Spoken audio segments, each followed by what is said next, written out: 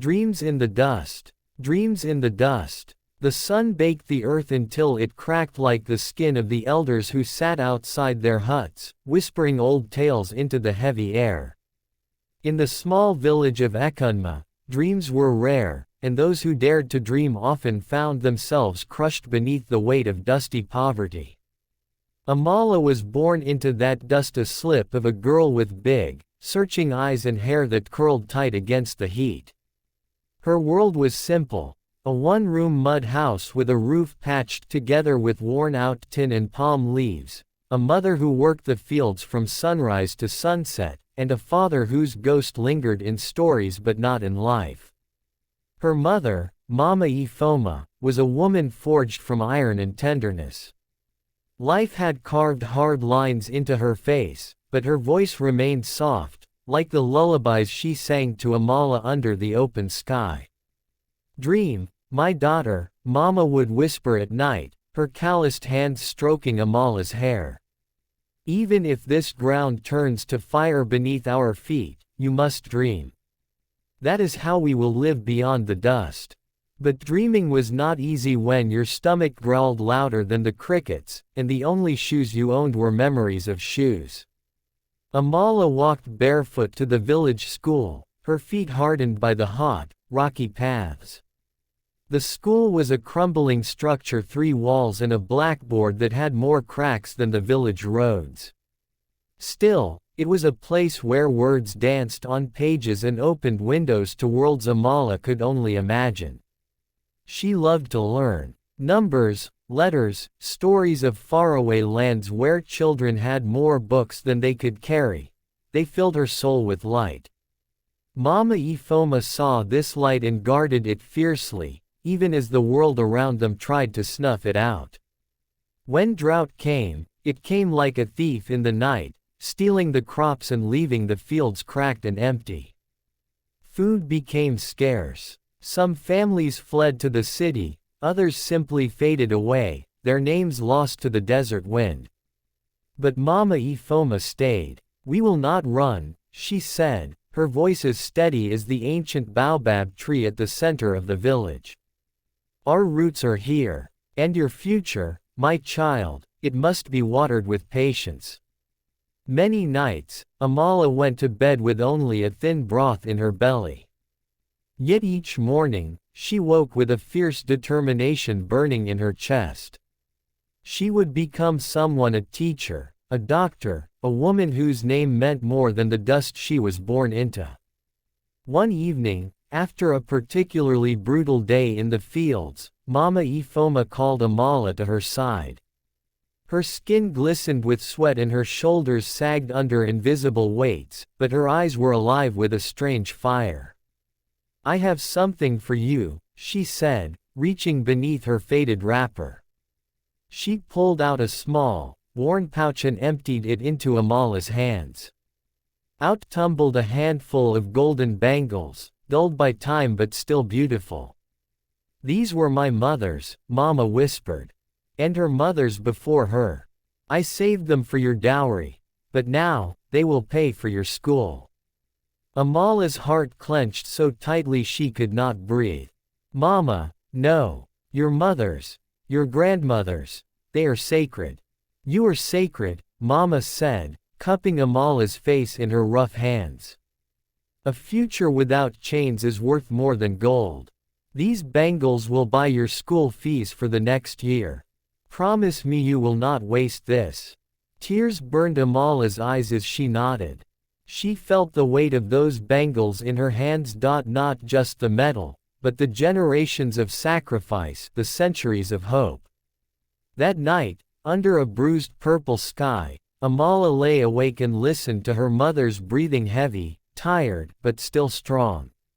She promised herself she would honor the gift, no matter the cost. The next morning, Mama Ifoma walked with Amala to the market town. The journey was long and hot, the road wound through thorn bushes and dry riverbeds. By the time they reached the marketplace, Amala's feet were blistered and bleeding. The gold bangles fetched enough to cover school fees, uniforms, and even a few second-hand books. As they walked back, Mama Ifoma limped slightly, her old injuries flaring up from the strain. But her lips were curved in a rare smile. "See, Amala," she said. "Dreams do not grow without sacrifice." Amala clutched the books to her chest like sacred treasures. She knew now. Every page she turned, every lesson she learned, was stitched with her mother's blood, sweat, and dreams.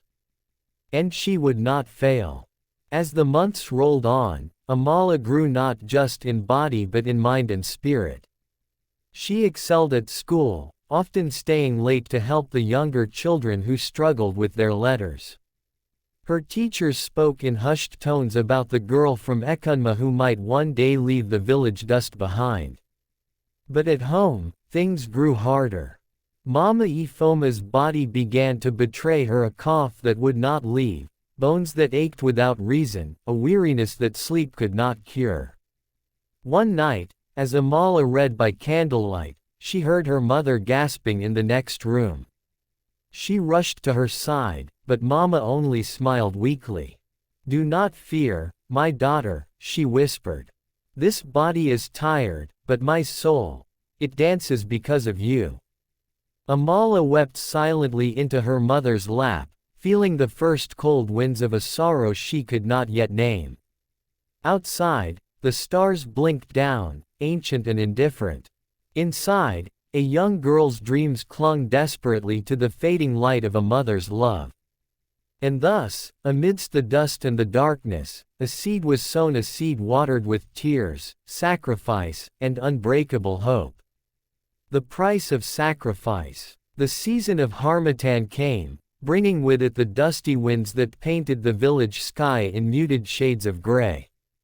The air tasted of old earth and forgotten sorrows.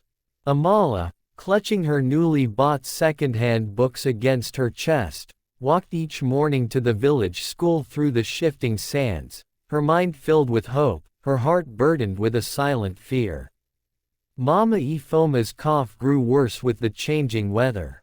At first, Amala thought it was just the dryness in the air, but soon, the nights were filled with the rasping sound of her mother struggling for breath.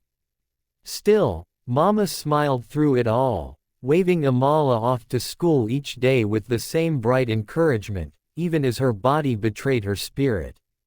At school, Amala became a wonder. Her teachers often paused to watch her, astonished by the hunger with which she devoured knowledge. Mathematics, English, history, nothing seemed beyond her. When she spoke, it was with a quiet authority that silenced even the older boys. "One day," said Mr. Adewale, her school principal, "this girl will change not just Ekunma, but perhaps all of Nigeria." But dreams, Amala realized quickly, were expensive. School demanded not only fees but uniforms, textbooks, and sometimes, contributions, small bribes masked as fees for materials that often never arrived. Every time a new cost was announced, Amala felt her stomach knot with dread. At home, there was no money left. The land was too dry to grow anything, and Mama Ifoma could barely manage to fetch water from the distant well without gasping for air. One evening, when the sun was bleeding into the horizon, Mama Ifoma called Amala to her side. "I have one thing left," she said, her voice thin as smoke.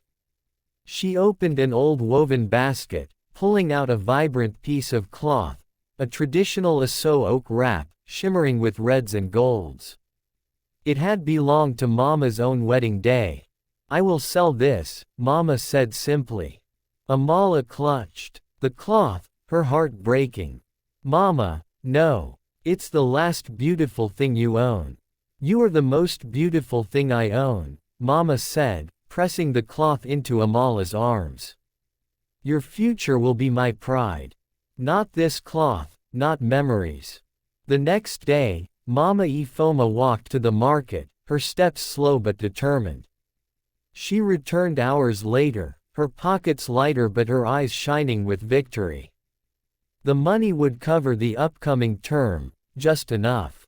Amala wept silently that night as she studied by candlelight, knowing her mother was giving everything, piece by piece, for her to touch a life beyond the dust. As weeks turned into months, whispers of Amala's brilliance traveled beyond Ekunma.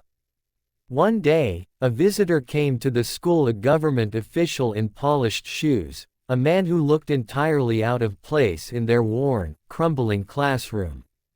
After observing Amala solve complex equations with ease, he approached her gently. "Child," he said, "have you ever thought of sitting for the national scholarship exams?" Amala blinked at him. "Scholarship, sir. A chance to study in the city," he said, smiling. "Proper education. Free of charge." It sounded like a miracle. Amala ran home that afternoon, her feet barely touching the ground, her heart soaring with hope. Mama Ifoma listened as Amala described the opportunity, her eyes moist and bright. "You must try," she said. This is why I gave all." But preparing for the exam required more books, more study hours, and travel to a testing center miles away. There were no funds left. No jewelry. No cloths. Nothing but the stubborn will of a mother who refused to let poverty steal her daughter's future. One evening, as the harmattan winds howled outside their little home, Mama Ifoma sat silently by the fire. Her breathing was ragged. Finally, she spoke. "I will go to the village head," she said. "I will ask for a loan." Amala gasped. In Ekunma, asking for a loan was seen as shameful, a public admission of failure. "No, Mama," she whispered. "I can find work. I can sell groundnuts, sweep houses, anything." Mama Ifoma shook her head, her thin hand trembling as she reached for Amala's. "You will study. That is your work. Let me carry the shame if I must. You will carry our dreams." The visit to the village head was a brutal humiliation. Mama Ifoma waited for hours outside his grand house while his wives gossiped and laughed. When she was finally summoned, she bowed low, her dignity bleeding from every pore. The village head, a fat man with a voice like thunder, sneered as she pleaded her case. "You want money for your girl to go to city school." He laughed. "She will forget you the moment she sees the bright lights." "No," Mama said simply. "She will remember who prayed her into greatness." In the end, he threw a few crumpled bills at her feet, barely enough, and dismissed her with a wave. When Mama returned home, she collapsed on the mat, exhausted beyond words. Amala knelt beside her, tears streaming down her face. "Mama, you did this for me." Mama smiled weakly, brushing the tears away. "For you, for me, for all the mothers who could not dream," she said. "You are not just my daughter, Amala. You are our hope." The day of the scholarship exam arrived. Amala wore a faded dress that Mama had washed and ironed to perfection. She carried an old satchel, its seams stitched and re-stitched by Mama's tired hands. At the testing center, children in neat uniforms and shiny shoes stared at her, some snickering at her patched dress and dust-covered feet. But Amala kept her head high. She remembered her mother's voice. "Dream beyond the dust, my daughter." She poured her soul into the exam, her hand cramping as she scribbled answers, her mind racing, her heart pounding with every tick of the clock. When she returned home that night, she found Mama waiting for her under the old neem tree, a small fire crackling between them. Mama said nothing, only opened her arms. Amala collapsed into them, both of them weeping silently under the indifferent stars. Win or lose, pass or fail, they had given everything, together. The last goodbye. The results of the scholarship exam were to be announced at the village square, under the ancient baobab tree where generations had gathered for news births, deaths, celebrations, and heartbreaks alike. Days passed slowly, each hour stretching endlessly. Amala helped Mama Ifoma around the house, cooked meager meals, studied whatever scraps of paper she had left. Yet at night, under the thin blanket they shared, she would often wake to the sound of Mama coughing in the darkness, deep, painful coughs that seemed to tear through her frail body. Still, Mama would only smile at her in the morning, whispering, "Soon, you will fly away, my little bird." On the morning of the announcement, the whole village buzzed with excitement. Mothers combed their children's hair extra neatly, fathers polished dusty shoes. Amala wore the same faded dress but stood proud beside Mama Ifoma, who leaned heavily on a worn walking stick. The village head himself stood before the crowd, flanked by 2 council elders. A dusty paper in his hand, he cleared his throat with importance. Names were read aloud, names of children whose families had wealth, whose futures were already secured by land and cattle. Amala stood motionless, her heart pounding so hard she thought she might collapse. Finally, the village head paused, squinting at the paper. His voice shifted, almost unwilling. And lastly, he muttered, "Amala Ifoma.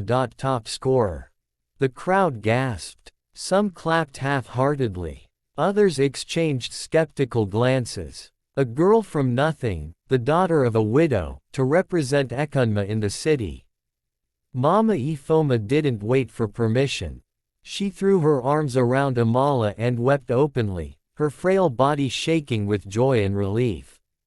"You see," she whispered in Amala's ear. "I told you. Dust cannot cover diamonds." Preparations for Amala's journey began immediately. The scholarship would cover tuition, housing, and food, but Amala would need to leave in just 1 week. The thought of being separated from Mama, even for a better life, filled her with dread. Each night, she lay awake, memorizing every wrinkle on Mama's face, every line on her calloused hands, every story hidden behind her gentle eyes. One evening, after dinner, Mama Ifoma handed Amala a small, tightly sewn pouch. "This is for you," she said.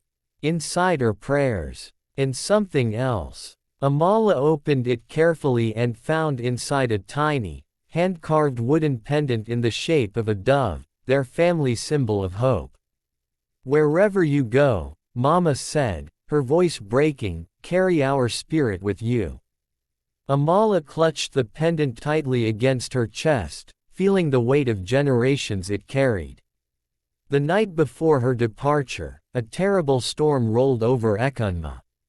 Winds howled, rain pounded the tin roof of their home, and the little oil lamp flickered desperately. Mama's cough worsened. She doubled over, gasping, her body racked with pain. "Mama!" Amala cried, supporting her frail form. But Mama only smiled through the agony. "It is just the storm. I am tired, that's all." Amala refused to leave her side that night. She sat by Mama's mat, holding her hand, whispering old lullabies back to the woman who had once sung them to her. Somewhere near dawn, as the rain eased and a pale light filtered into their tiny hut, Mama Ifoma squeezed Amala's hand weakly. "My daughter," she whispered, her voice barely audible, "promise me, promise you will not look back. Not for me. Not for anything." Tears streamed down Amala's face. "I promise, Mama. I promise." A soft smile touched Mama's lips, the smile of a woman who had fought and won the greatest battle a mother could. And then, like a candle snuffed out by a gentle wind, Mama Ifoma's hand went still. Amala sat there, frozen in disbelief, the pendant clutched to her heart, feeling the silence press down around her like a mountain. Mama was gone. She had waited just long enough to see her daughter's wings unfold.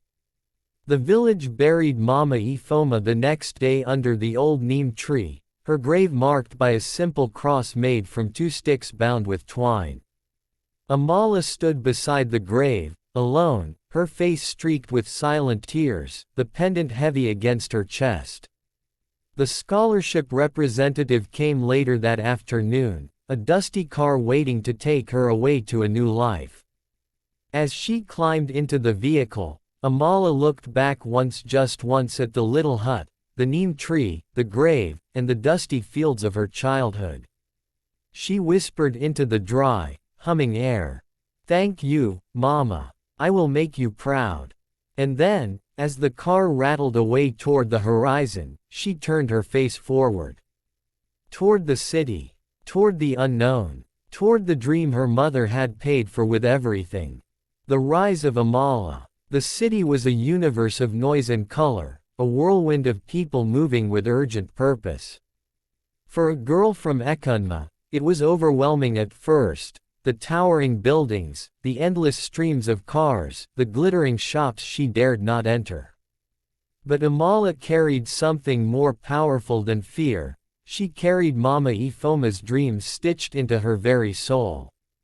Classes began at the prestigious St. Miriam's Academy, a place where the children of ministers and merchants studied, a world utterly alien to a village girl in hand-me-down uniforms and patched shoes. Whispers followed her down marble hallways. "Who is that? Is she a scholarship girl? Look at her shoes." Yet Amala walked with her head high, clutching her books, clutching the pendant hidden beneath her blouse. Every insult, every sneer, became a brick she used to build her resilience. Weeks turned into months. Amala proved herself not through wealth, but through sheer brilliance. She devoured every book she could find, studied late into the nights, and asked questions that even stunned her professors. Mathematics, science, literature, philosophy. She soared in every subject, leaving even the most privileged students behind.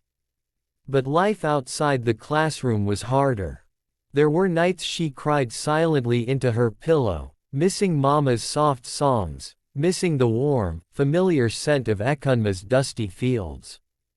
In those moments, she would take out the little wooden dove pendant, press it against her cheek, and remember. Dust cannot cover diamonds. By her final year, Amala had won the respect of her peers and the admiration of her teachers. She was chosen as the valedictorian, the first village girl ever to achieve such an honor in St. Miriam's century-long history. At the graduation ceremony, she stood before a vast audience of parents, politicians, and scholars, her heart pounding.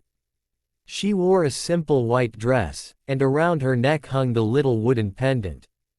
She spoke not in the flowery English expected of the elite, but in the raw, powerful voice of a girl who knew what it meant to fight for every breath, every meal, every dream.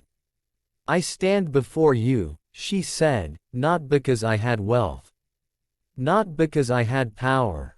But because I had a mother who believed I was a star, even when the world saw only mud." The hall fell silent, the weight of her words hanging heavy. "I dedicate this moment to Mama Ifoma, who gave everything so that I could stand here. And to every child out there, hidden away in forgotten villages, know this: your dreams are bigger than your circumstances." The entire hall rose to its feet in thunderous applause. Amala wept openly, feeling Mama's spirit all around her in the lights, the cheers, the very air she breathed. The years that followed saw Amala rise higher and higher. She won a scholarship to a university overseas, studied medicine, and returned to Nigeria not as a forgotten village girl but as Dr. Amala Ifoma, one of the country's leading pediatric surgeons. She opened hospitals in rural areas, places where mothers like hers once suffered in silence. She built a foundation named the Ifoma Hope Foundation, dedicated to giving scholarships to children from forgotten villages, just like Ekunma.